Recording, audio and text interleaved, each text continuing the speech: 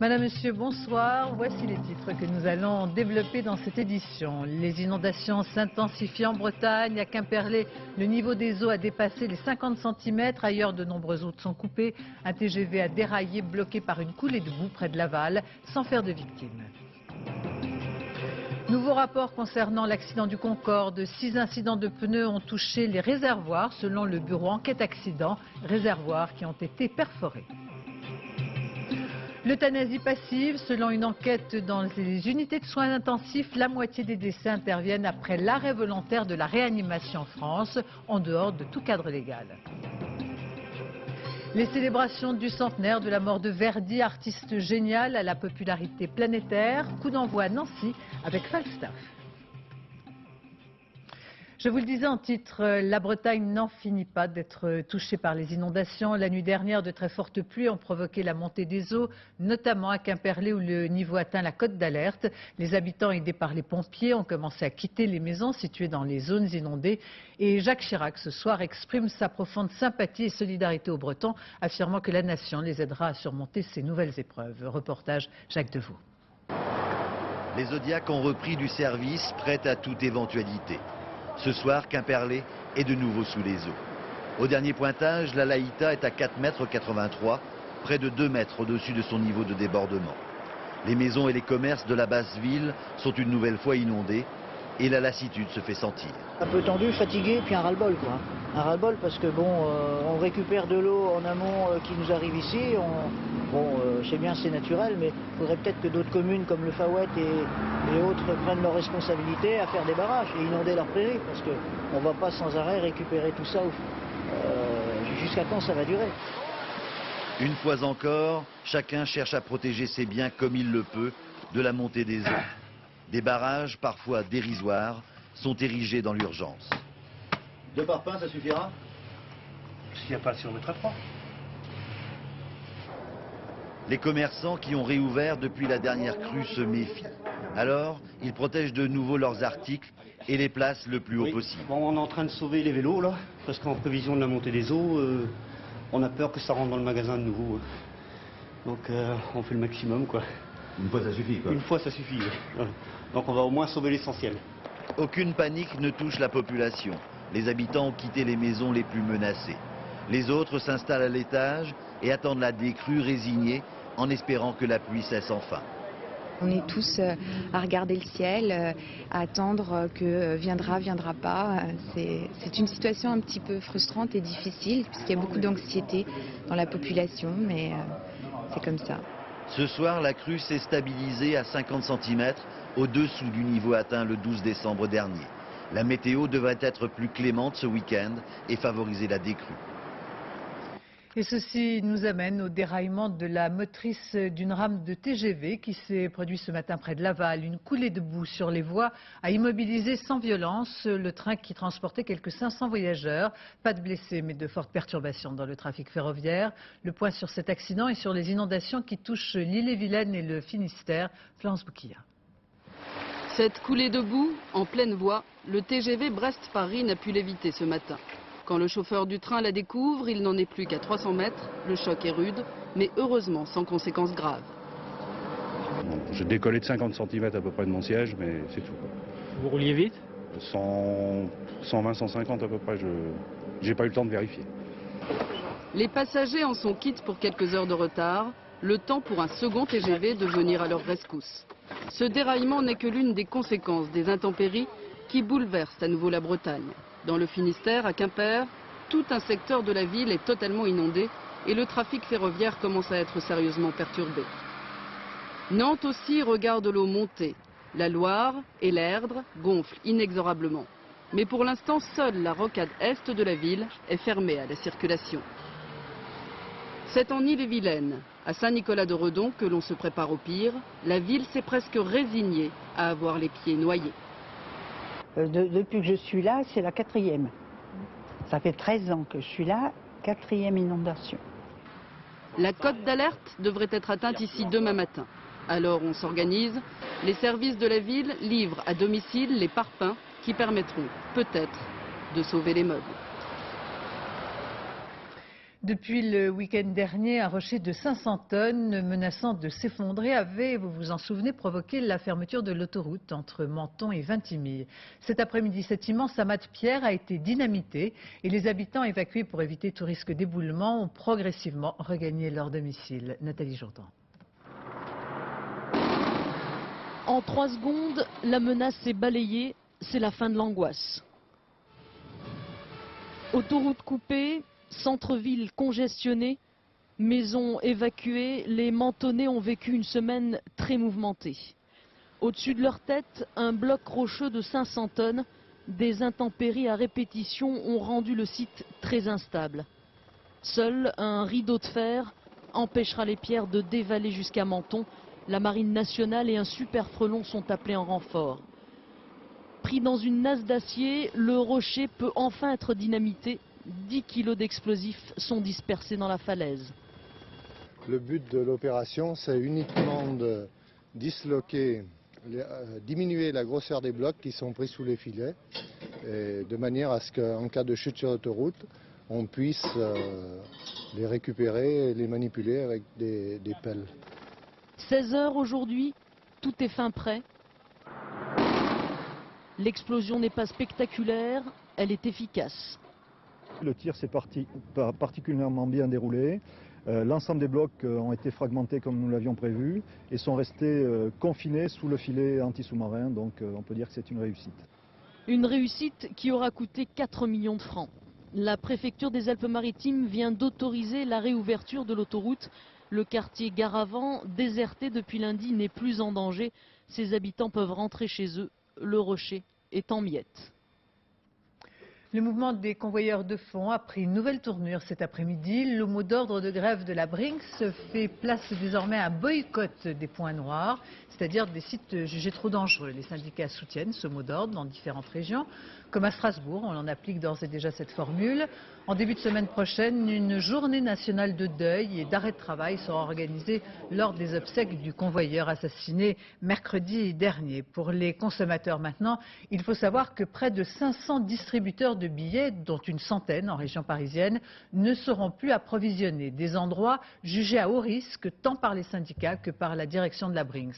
La société qui s'est engagée aujourd'hui à édifier la liste des 5000 points noirs en France qui devront être mis sous 3 mois aux normes de sécurité. Reportage Loïc de la Mornay, Christophe Vignal.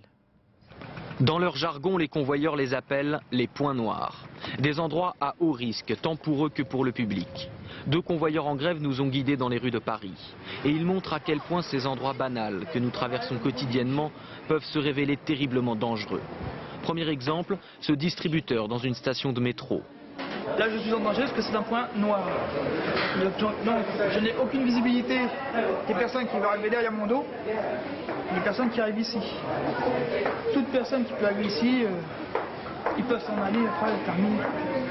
Deuxième archétype de point noir, tout simplement sur les Champs-Élysées. Ici, le convoyeur doit alimenter 2 distributeurs et marcher près de 150 mètres au cœur de la foule. Le premier distributeur trône au sommet d'un escalator. Il faut regarder ce qui peut venir de droite, de gauche, de l'arrière et du dessous. Personne ne peut dire comment ça va se passer. S'il y a une fusillade, je ne peux pas vous dire. Qu'est-ce qu'on fera? Je ne sais pas. Le convoyeur se dirige maintenant vers le deuxième distributeur. Il est tout au fond de la galerie marchande, accolé à un magasin de jouets. On compte boycotter ces distributeurs-là. Ceux qui se trouvent en plein milieu des galeries marchandes, aussi bien pour nous, la sécurité de nous, aussi bien de la clientèle qui se trouve dans la galerie marchande. Cet après-midi, la Brinks et les donneurs d'ordre, c'est-à-dire les banques et les grandes surfaces, se sont mis d'accord pour établir une liste secrète de 500 points noirs parmi les plus dangereux de France à réformer immédiatement. Il y aura à choisir. Ceux qui ne peuvent pas être sécurisés, il faudra probablement les fermer. Et ceux qui peuvent être sécurisés, mais qui sont dangereux aujourd'hui, il faudra les sécuriser en priorité. Les syndicats ont prévenu, si ces mesures ne sont pas appliquées très rapidement, les points noirs ne seront plus alimentés par aucun convoyeur. La mise en place du dépistage systématique de la maladie de la vache folle ne va pas sans poser problème, faute d'effectifs suffisants. Dans 8 départements du Nord, on est incapable de réaliser ces multiples tests, près de 10 000 par semaine, alors qu'un seul laboratoire est homologué. Christophe Tédart. Depuis le début de la semaine, le frigidaire ne désemplit pas. Ces flacons sont utilisés pour le dépistage de la maladie de la vache folle. Tous les jours, 100 tests sont effectués au laboratoire vétérinaire de Laon. Il faudrait en faire 1000 pour répondre à la demande. Car ce labo s'occupe à lui seul des 8 départements du Nord et de la Picardie. Autant dire qu'il est complètement débordé. On a l'impression d'être pris dans une tourmente, avec des personnes qui commencent à nous téléphoner depuis 7 heures du matin, venant des abattoirs, jusqu'à quelque chose comme 8 ou 9 ou 10 heures du soir. Car les abattoirs sont inquiets.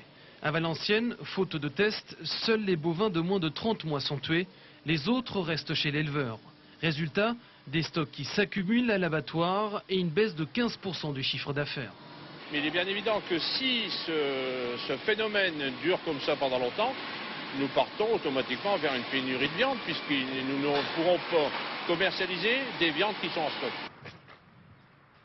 Des stocks, Thierry Fournier en a aussi. Ces 8 bovins auraient dû être abattus cette semaine, mais comme il n'y a pas assez de tests, ils sont restés à la ferme. Pour cet éleveur, la situation devient critique. C'est une vraie catastrophe, il n'y a aucun revenu qui va revenir sur l'exploitation. Et puis les charges de l'exploitation, aujourd'hui, il faut commencer à payer les loyers, tout ça. On n'a aucun revenu, et puis comment on va vivre? Ça, je me le demande vraiment. La situation devrait s'améliorer dans les semaines à venir, le temps que d'autres laboratoires de la région obtiennent l'agrément pour des tests ESB.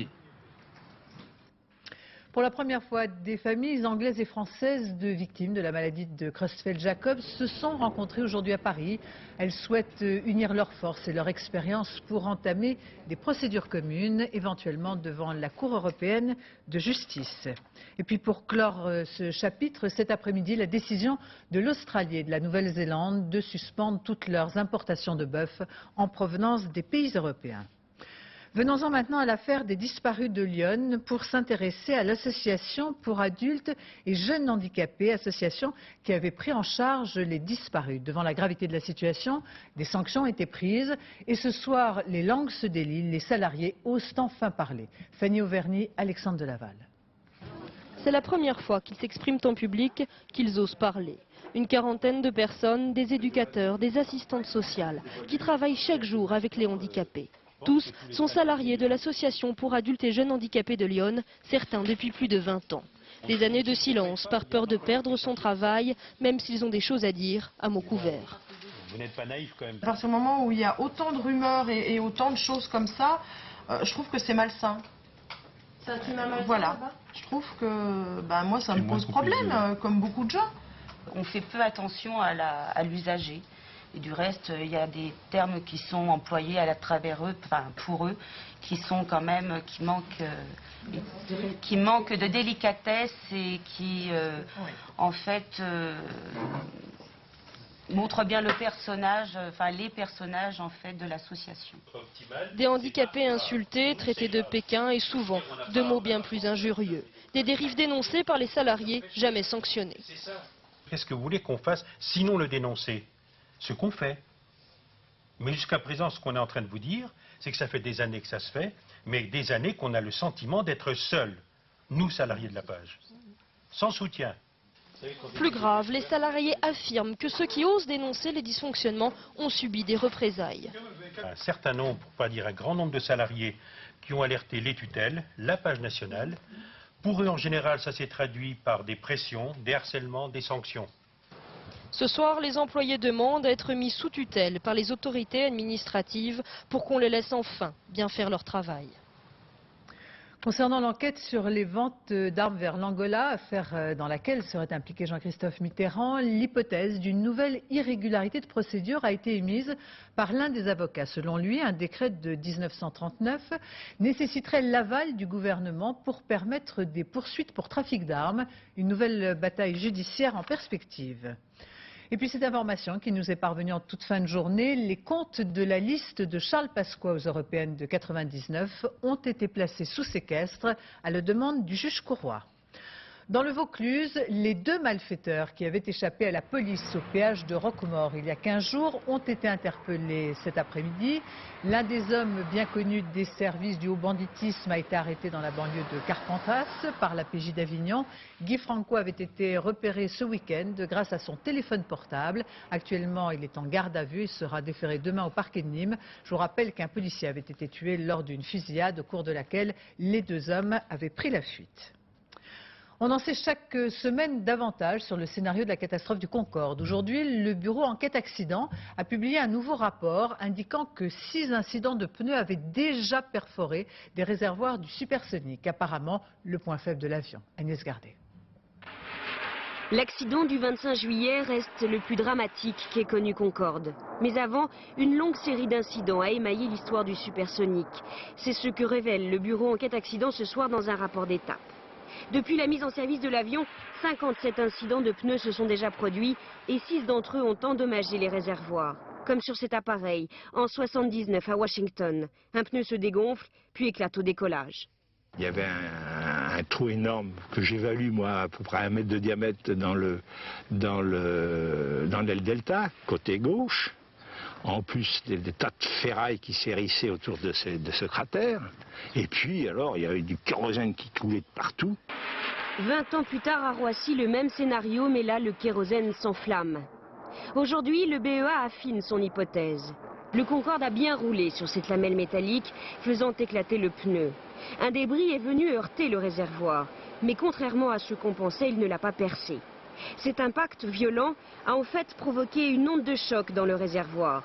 Le retour de cette onde sur la partie fragilisée a ouvert une brèche, d'où l'énorme fuite de kérosène. Si cette théorie n'explique pas l'incendie, elle a au moins un avantage, celui d'aider à établir des recommandations. La principale, renforcer les parois intérieures des réservoirs à l'aide de Kevlar, un matériau ultra résistant. Une solution qui pourrait sauver Concorde. En tout cas, elle a déjà été retenue par le groupe d'experts franco-britanniques. Ils doivent se réunir à nouveau le 9 février. Objectif, établir un programme de modification pour que les 12 Concordes reprennent leur vol.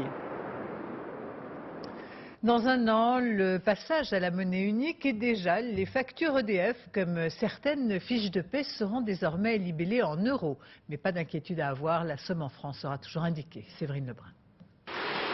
C'est ici qu'est née la nouvelle génération de factures EDF. Apparemment, rien n'a changé. À un petit détail près, tout y est exprimé en euros. Le résultat de 2 ans de travail pour que le client s'habitue 1 an avant l'heure à l'arrivée des pièces et des billets euros. On va faire avec, puis on va s'acheter une petite machine pour faire avec. Puis au début, ça va être un peu dur, mais après, ça va passer, il faut que ça aille. Je pense que ça va déboussoler pas mal de gens, principalement les personnes âgées qui vont chercher mais qu'est-ce que c'est que ce prix et qui vont peut-être penser qu'ils payent 271 francs.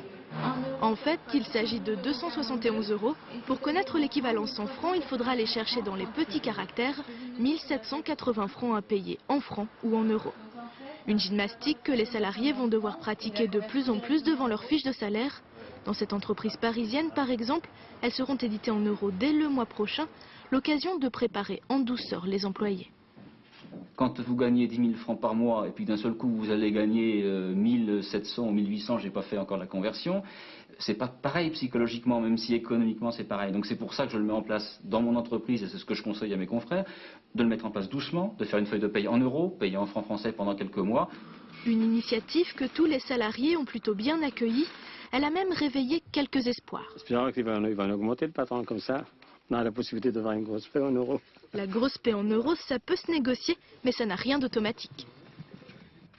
La période traditionnelle des vœux en politique, avec aujourd'hui ceux de Jean Tibéri à Jacques Chirac. À n'en pas douter, le maire de Paris avait ciselé chacun de ses mots et souhaite au président de la République le succès en 2002. Laurent Hakim, Éric Delagneau. Il n'y a pas de discours, j'ai des notes. Il y a 1 mois et demi, le divorce Tibéri-Chirac s'affichait pleine page dans une interview au Figaro Magazine. Aujourd'hui, la réconciliation tient sur 3 Bristol à l'occasion des vœux du maire de Paris au chef de l'État. Fini donc le « T'es plus mon ami », Jacques Chirac et Jean Tibéri, c'est reparti. Allez, je vais présenter des vœux chaleureux au président de la République au nom des Parisiennes et des Parisiens. C'est une tradition républicaine de grande qualité. Je n'oublie pas que le président était aussi maire de Paris. Voilà pourquoi j'y vais avec grand plaisir. Mais pour aller voir un ami retrouvé, rien ne vaut d'être escorté par d'autres amis. Ce qu'on appelle le dernier carré des partisans du maire, au premier rang desquels le premier adjoint, Jacques Dominati. Décidément, le nouvel an semble propice aux réconciliations. Les amabilités se déroulent à l'abri des regards et à l'écart des micros. Le discours de Jacques Chirac ne comporte aucun hommage particulier à la politique municipale de son successeur. Mais il paraît que l'affection du président s'exprimait autrement. Il y a des regards, il y a des regards, il y a le tout, parce que c'est pas la langue de bois, mais il y a Et voilà donc quelques indiscrétions sur un discours sans langue de bois. Je lui ai dit combien les Parisiens étaient sensibles à l'action qu'il menait dans l'intérêt de la France, garant des institutions, de la République, et combien nous souhaitions que l'année prochaine, je puisse lui présenter des vœux dans la même situation. La victoire incertaine de la droite à Paris devrait donc servir de nouveau test pour cette amitié retrouvée. Un mot concernant la lettre d'Ivan Colonna qui pour la première fois a donné signe de vie, lettre dans laquelle il affirme ne pas avoir tiré sur le préfet Erignac. Réaction aujourd'hui de Jean-Pierre Chevènement qui considère que Colonna est un lâche. La traînée de poudre concernant le syndrome des Balkans, cette affaire qui mettra en cause sans aucune certitude les effets de l'uranium appauvri. Cette affaire suscite de nombreuses inquiétudes en Europe, la toxicité de ces munitions n'étant rien prouvée, mais l'Italie en tête se prononce pour l'abolition de ces armes. Bernard Lebrun. Il était venu pour rassurer, mais il est porteur de mauvaises nouvelles. Marco Minetti, secrétaire d'État à la Défense, a confirmé le décès cette nuit de 2 militaires italiens, vétérans des Balkans, ce qui porte à 8 les victimes par cancer ou leucémie.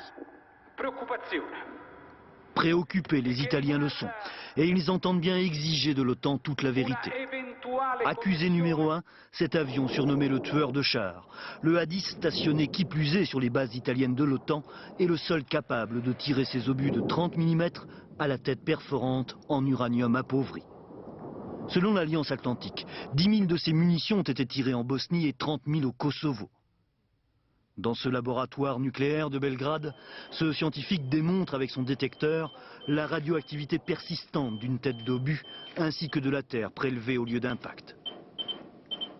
Propagande, a rétorqué Ibrahim Rugova au ministre italien, précisant qu'aucun Albanais du Kosovo, à sa connaissance, n'avait été affecté par l'uranium appauvri.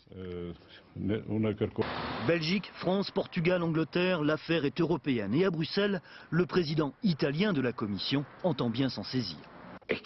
Il est clair que s'il y a un risque, même minime, ces armes devraient être abolies.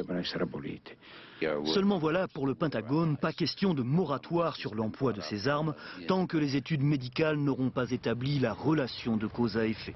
Sous la pression de l'Italie, le commandement de l'Alliance Atlantique se réunira mardi au niveau des ambassadeurs. La France y participera. Nous allons participer au débat au sein de l'Alliance et avec, j'ai indiqué que je souhaitais que nos partenaires américains, de leur côté, ouvrent leur dossier parce qu'ils ont plus d'expérience que nous sur l'usage de ces armes. Il faut traiter cela avec objectivité et avec transparence. Le mystérieux syndrome des Balkans est un problème médical, mais il pourrait tourner à la crise diplomatique s'il relançait en Italie le débat sur la présence des bases aériennes de l'OTAN. Au plan médical, on se veut rassurant. Rien n'indique pour l'instant le lien éventuel entre la leucémie et l'utilisation de l'uranium appauvri. Pour autant, par souci de transparence et le plus d'objectivité possible, Alain Richard, le ministre de la Défense, vous venez de l'entendre, demande donc aux Américains d'ouvrir leur dossier. Les explications nécessaires de cette affaire qui pourrait toucher la santé publique. Agnès Monteux. De l'uranium appauvri, il n'y en a pas que dans les armes. On en trouve également dans les ailes de Boeing 747 ou dans les quilles de certains bateaux, le plus célèbre étant celui d'Eric Tabarly, Penduic 6. L'uranium appauvri n'est en fait pas plus radioactif que l'uranium naturel, on peut donc le toucher sans grand danger. L'uranium se localise sur la flèche de l'obus. Il pénètre facilement dans le blindage et prend feu à l'intérieur de la cible. Une partie de l'uranium se propage alors sous forme de poussière, c'est là qu'il peut y avoir un risque si on respire ces débris.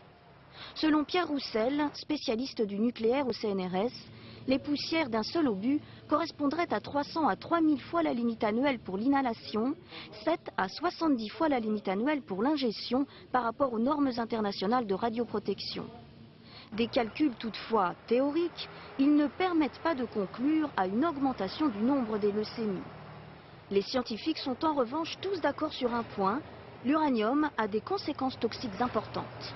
c'est le rein qui est l'organe critique pour l'uranium. Donc à chaque fois que vous avez une toxicité chimique, vous avez une pathologie rénale. Si vous n'avez pas de pathologie rénale, on peut douter d'un lien avec une contamination par l'uranium. Aucun cas de problèmes rénaux n'aurait pour l'instant été signalé chez les militaires. Les scientifiques ne savent donc toujours pas quelle est l'origine de ces leucémies. Autre sujet qui touche au monde médical, mais celui-ci concerne un très grand nombre de familles. Il s'agit de la difficile question d'arrêter ou non la réanimation d'un patient dans les unités de soins intensifs. Une pratique qui en France n'a pas de cadre légal, mais selon une très sérieuse étude publiée aujourd'hui par la revue britannique The Lancet, plus de la moitié des décès survenus dans ces structures résultent d'une décision de ne pas réanimer le malade. Le détail avec Benoît Thévenet. Service de réanimation médicale. Des machines pour aider à vivre. Souvent le corps reprend le dessus, parfois il n'y a rien à faire. Les thérapeutiques sont inefficaces, l'espoir s'évanouit. On prend alors la décision d'arrêter les traitements lourds et l'équipe médicale ne cherche plus qu'à éviter les souffrances aux patients en train de mourir. L'étude, publiée aujourd'hui dans The Lancet et effectuée en 1997, montre que cette décision difficile n'est prise par l'ensemble de l'équipe médicale que dans un cas sur deux. L'avis initial est toujours un avis médical, c'est-à-dire un avis de l'équipe médicale, mais maintenant de plus en plus, dans cette discussion éthique au sujet d'un patient et du projet thérapeutique qui l'entoure, les décisions rassemblent l'ensemble de l'équipe, les médecins et l'équipe paramédicale, infirmières et aides-soignantes et kinésithérapeutes. Mais dans encore 12% des cas, le médecin décide seul. Quant aux familles, elles sont consultées moins d'une fois sur deux. Il faut dire que la loi française ne prévoit pas les arrêts thérapeutiques. Elle ne fait pas non plus des familles le tuteur légal du malade. Pour autant, les réanimateurs considèrent qu'une loi n'améliorerait pas la situation. Pour l'instant, on essaye d'avoir des recommandations et donner des recommandations à tous les réanimateurs et se mettre d'accord sur un certain nombre de recommandations. Ça me paraît pour l'instant plus utile que véritablement légiférer sur cette affaire toujours difficile. Les médecins souhaiteraient notamment inciter les gens à désigner à l'avance une personne de leur entourage pour prendre les décisions à leur place en cas de problème. Mais peut-être pas un membre de la famille trop impliqué émotionnellement. Une procédure parmi d'autres qui permettrait aux équipes médicales et aux familles de mieux faire face à des situations difficiles et plus courantes qu'on ne l'imagine. Les décès par arrêt des thérapeutiques concernent plusieurs milliers de personnes chaque année. En Grande-Bretagne, l'effroi, l'horreur, le docteur Shipman, déjà condamné pour le meurtre de 15 de ses patientes, aurait à son triste actif la mort de quelques 300 personnes. Une fascination maladive pour la mort qui ferait de ce médecin de famille, apparemment sans histoire, l'un des tueurs en série les plus productifs de l'histoire. Laurent Boussier. Derrière cette barbe poivre et sel et ses lunettes cerclées d'argent se cacherait donc le plus terrible, le plus grand des tueurs en série de l'histoire de la Grande-Bretagne. Peut-être 345 meurtres, le chiffre donne la nausée. Déjà condamné à la prison à vie en janvier de l'année dernière pour l'assassinat de 15 de ses patientes, entre 1994 et 1998, le docteur Shipman aurait donc en réalité commencé beaucoup plus tôt sa macabre besogne. Cette étude, commanditée par le gouvernement, révèle qu'entre 1974 et 1998, le cabinet du docteur Shipman aurait enregistré près de 300 morts de plus que les autres médecins de la région. Toutes les victimes étaient des femmes, toutes étaient âgées. Harold Shipman les aurait tuées, soit ici dans son cabinet, soit en leur rendant visite à un moment où il les savait seuls chez elles, et en leur injectant des doses mortelles de diamorphine. Nous étions préparés à ce chiffre. Même avant la fin du procès, nous savions qu'il y aurait de nombreuses victimes. Non, ça ne me choque pas. Décrit par les psychiatres comme un homme fasciné par la mort, Shipman, que l'on voit ici filmé avant son arrestation, a toujours nié les faits. Aucun mobile particulier n'a jamais pu être établi et c'était presque par hasard, pour une falsification du testament d'une de ses victimes, que les policiers avaient commencé leur enquête. Ce soir, au-delà des chiffres et de l'horreur qu'ils représentent, tout le monde en Angleterre se pose la même question. Comment, pendant 24 ans, Harold Shipman a-t-il pu commettre tous ces assassinats sans jamais attirer l'attention de son autorité de tutelle, c'est-à-dire du ministère de la Santé? À cette question, le rapport remis aujourd'hui par les enquêteurs n'apporte aucune réponse. À Rome, à quelques heures de la fin du jubilé, des milliers de pèlerins continuent d'affluer pour franchir la porte sainte de la basilique Saint-Pierre. Avant la cérémonie de demain, premier bilan de cette immense manifestation qui s'est déroulée tout au long de l'année. Alain Chalfran. On pourrait appeler ça le rush de Saint-Pierre. Pour les dernières heures du jubilé, des milliers et des milliers, des dizaines de milliers de personnes se sont pressées place Saint-Pierre en masse compacte. 2 heures d'attente en moyenne pour arriver à passer à toute vitesse la porte sainte, celle que le pape avait ouverte il y a 1 an et refermera demain à 9h30 pour 25 ans.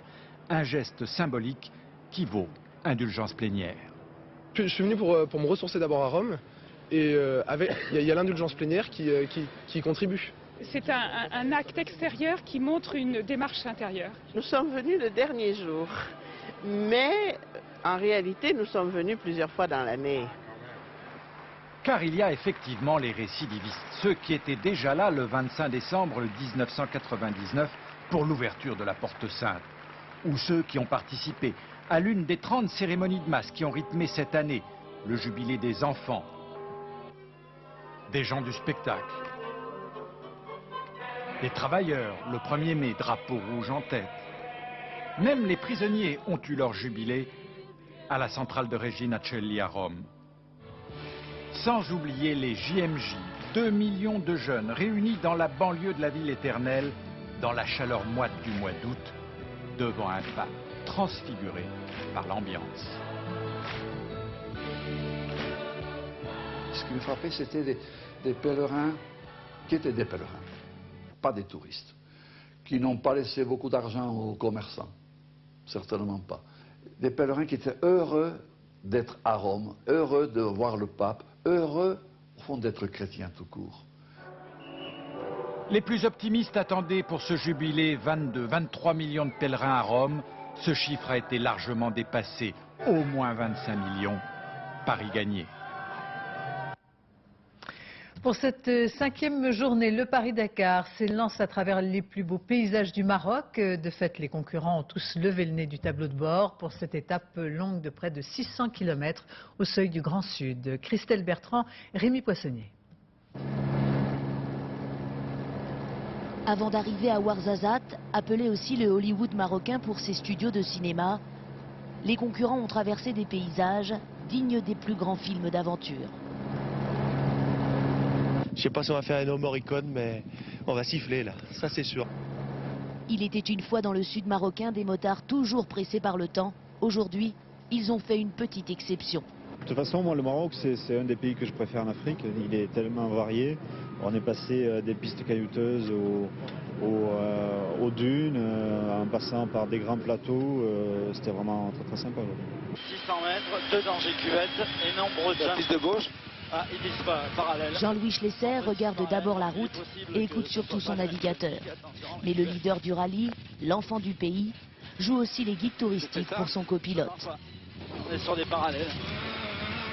On est passé près d'une oasis aussi. Je lui ai dit, regarde, l'oasis, elle est magnifique, c'est très beau.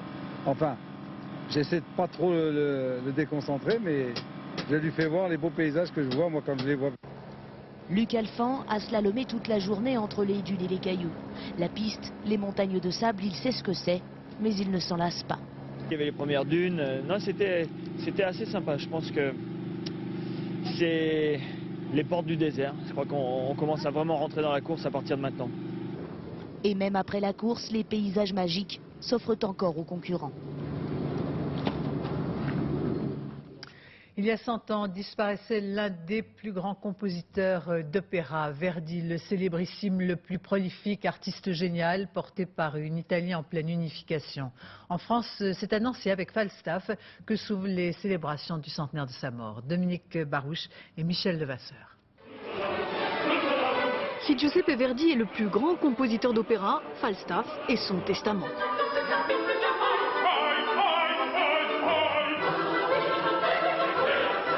L'histoire est morale en apparence. Falstaff voulait séduire 2 femmes à la fois. Il se retrouve la risée de celle qu'il voulait conquérir.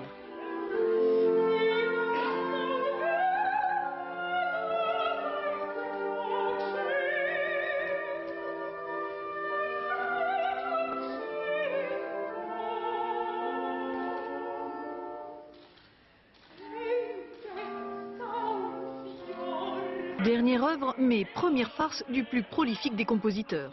28 opéras, 27 drames. Nabucco, La Traviata, Rigoletto. Des mélodies flamboyantes, des arias époustouflantes, des chœurs monumentaux lui ont bâti une réputation au-delà de la scène lyrique. Chapeau. Verdi. Ça fait quand même partie des classiques les plus couramment repris, y compris dans les stades, même si on ne sait pas que c'est le Verdi.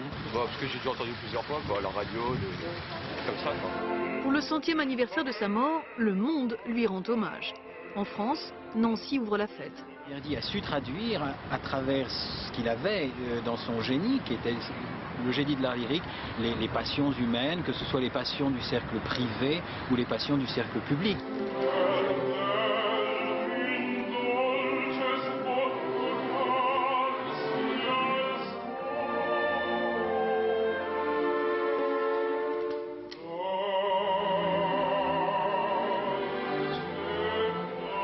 Falstaff, c'est la méchanceté des hommes à l'encontre de celui que le compositeur surnommait affectueusement Gros Ventre.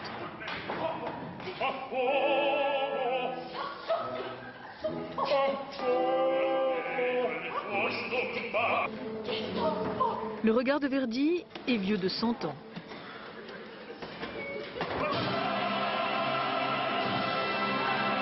Il est toujours d'actualité.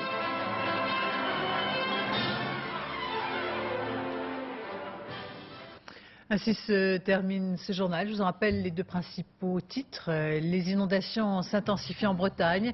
À Quimperlé, le niveau des eaux a dépassé les 50 cm. Ailleurs, de nombreuses routes sont coupées. Un TGV a déraillé, bloqué par une coulée de boue près de Laval, sans faire de victimes. Nouveau rapport concernant l'accident du Concorde. 6 incidents de pneus ont touché les réservoirs selon le bureau enquête accident. Réservoirs qui ont été perforés. Tout de suite, la météo de Nathalie Riouet, puis le point route Yves Cara, 20h50, nos ancêtres les Gaulois, présenté par Arnaud Poivre d'Arvor, à minuit 30, le dernier journal, Laurence Piquet. Quant à moi, j'aurai le plaisir de vous retrouver demain dès 13h. Excellente fin de soirée sur France 2. Merci de votre attention.